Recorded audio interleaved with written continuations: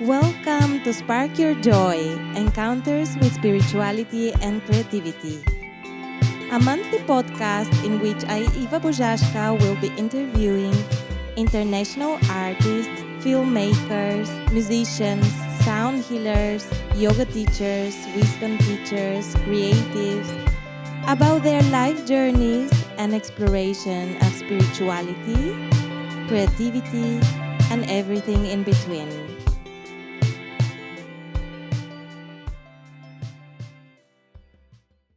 Welcome to Spark Your Joy, Encounters with Spirituality and Creativity.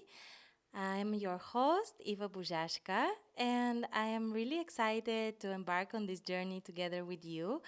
And I'm really curious to see how this journey will unfold in next episodes when my guest will share with us about their life journeys, perception of the world, their work, and we'll talk about spirituality, creativity, and everything in between. Welcome. In this first introductory episode, I wanted to share a little bit about myself and about my background, as I wanted to shine light on why I decided to start this podcast. So I will start with a couple of words about myself. I am an art historian, a yoga, mindfulness, and pranayama teacher, currently based on Costa Blanca and the Mediterranean Sea and Spain. Creativity has been always part of my life as I grew up in a family of architects and also actually historians, part of the family. So art history happened naturally and also was my inner spark. So I studied history, arts and culture, and contemporary visual arts, and studied, worked, and lived in Sofia in Bulgaria, and Rome and Italy, and Copenhagen in Denmark, and I studied at Leiden University while living in Amsterdam in the Netherlands. And a couple of years ago, I completed my yoga teacher training in the Sacred Valley of Peru. And since then, I've been practicing as a yoga teacher. I traveled a little bit around the world, and then I settled in here in Spain, where I work online and in person, and the beautiful space of Dream Sea Mediterranean and the space of Sha Wellness Clinic.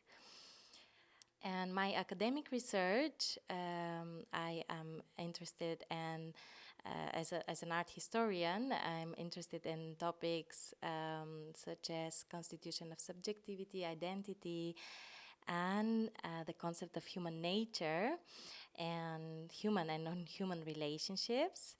And I explore these lines of connection of ideas that originated in previous historical periods and came into being again in the contemporary times. As I'm curious to see how these ideas evolved and how they operate differently and the current socio-political order as it is different than from what was before. And my current academic interest is in the investigation of the epistemological force of art, the power of arts for transformation to transform our the structures of contemporary world and improve our being in the world. I argue in my research that arts is the space in between that has different logic of operation, has different logic of rationality, which is ontological rather than binary, and can disrupt this binary logic of operation in the contemporary Western world, and with that propose a different perspective, which already engenders a different response. So I believe that art can actually evoke a different response and different action upon different issues in the current world. And this is about the arts part and the spiritual path. I want to share a little bit about that as well. I landed on the spiritual path while I was living in Amsterdam. At the beginning, more or less, of my life there, I started yoga classes, and then yoga became an essential part of my life. I couldn't imagine my life anymore without these practices. It made such a difference, and maybe if you are a yoga practitioner, you have experienced yourself the transformational power of yoga, not only asana practice, talking in a wider sense of yoga. And then, as I mentioned, I completed my training in the Sacred Valley of Peru and this beautiful high mountains, majestic mountains of Peru. And our training was also very interesting. It was really powerful and a transformational experience for me. It was a transformational journey that led us, the participants, and this training to meet the spirits of the animals in the ancient teachings of the Peruvian medicine wheel.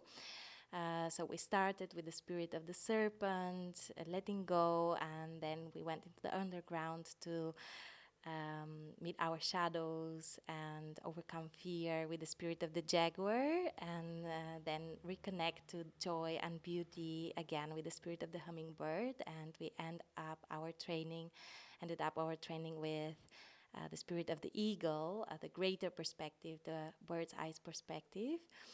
And after this training, as I said, it was really transformational. I really connected to myself and to my purpose. And then I am now, through my teachings, trying to help people to do that, to connect to their true self, to find peace within, and also to unlock their creative energy. And I am actually now designing a one-to-one online program which also follows the ancient teachings of the Peruvian medicine wheel, but also incorporates creative practices. As I think here comes the creativity. Yogic practices help us unlock our creative energy, and through creativity, we can open up to the world. We can open up to all the possibilities that are there for us, that the universe has for us, and be fluid and open to what is there, whatever it is.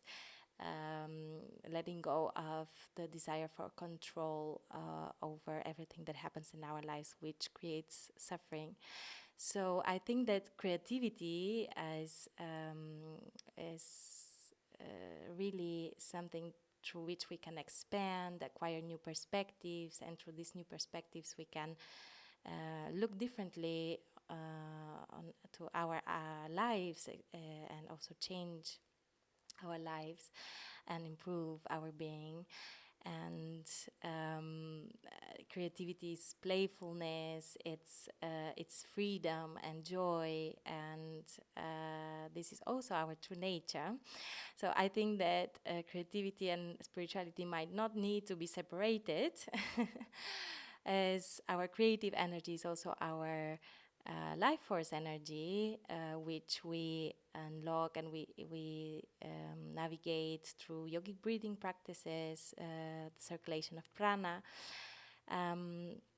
So I think that spirituality and creativity are, if we have to separate them, they encounter and their ability to hold space for transformation. Yogic practices help us become aware, enter the space of awareness, which we are, and connect to our true nature, and also become conscious in our relating to the outside world, and changing our ways of relating and being already can make a change in the world. And as I mentioned, art and creativity also can bring arts. The experience of arts can bring awareness of the current issues of the world, and we can understand them better, and then react on that and act actually upon that. In that manner, we can also create change in the world. For me, this power of transformation is what unites them, unites spirituality and creativity. And I'm also curious. And with this podcast, I would like to explore how my guests, first of all, perceive spirituality and creativity, how they perceive the world, how they are being, what is their being in the world, and how are they being and creating, and how through their creating and through their work and life, they hold space for transformation and can help us to make a change in the world, to make a change in our lives first, and then to make a change in the world and to make it a better place. So I hope to see you next month with our first official episode, in which I will interview the artist, filmmaker, and yin yoga teacher and sound healer and yoga Thai masseur, Lee Shun Sung, who is originally from Taiwan and is based for many years in the Netherlands. I'm looking forward to that and to many more conversations to come, interesting conversations to come. And thank you for being here with me, and see you soon. Thank you for joining this introductory episode of Spark Your Joy Encounters with Spirituality and Creativity.